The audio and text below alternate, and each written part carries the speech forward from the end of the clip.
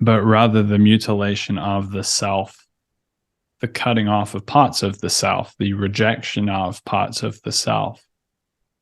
And the relationship that Christians have to the snake has been set up as this satanic, evil thing that has to be rejected.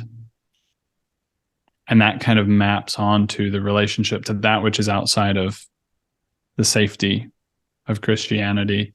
And this kind of creates a high dependency cultural context in which there's kind of like, we're in here, and then don't get tempted by the evil one.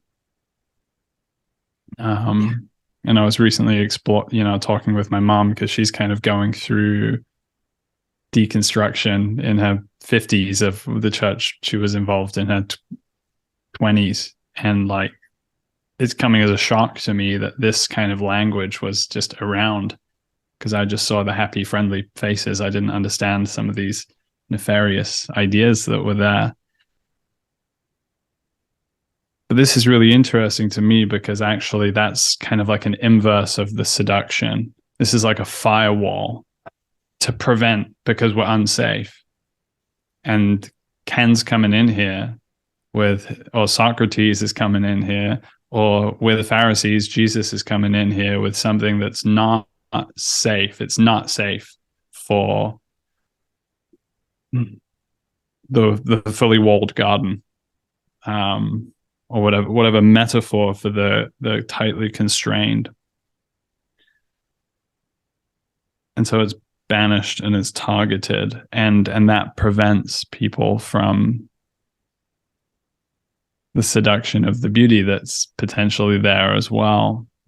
One of the things that really struck me, I've been reading the Gonzalez book on dialectic that John recommends. I'm a little way into it. And in chapter 2 or 3, I think it's on the Laches, it talks about Socrates is in the marketplace, and this dialogue kind of comes about, and this young man has come, this young kind of swashbuckling young Athenian has come, and he's wearing this loose garment, and Socrates is almost overwhelmed by his lust for this other man's beauty. And this is not in a completely like exalted abstract sense or appreciation of the flowers. It's pretty clear Socrates has that, he's a little bit of a dog. He's got that fully erotic charge is integrated with him as part of it. So this is really interesting for me when we're making the kind of Socrates Jesus comparison, because Jesus has been lifted up so high into the clouds that we don't see him as having any of those kinds of carnal aspects. And yet at the same time, the kingdom of heaven is here. It is through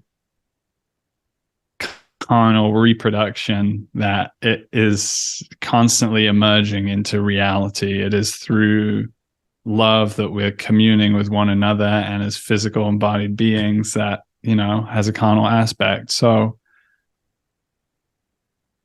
this is tricky stuff, and it feels really close for me, because I'm in a place in my life where I've got passions and anger and jealousy and like these kinds of energies coming through.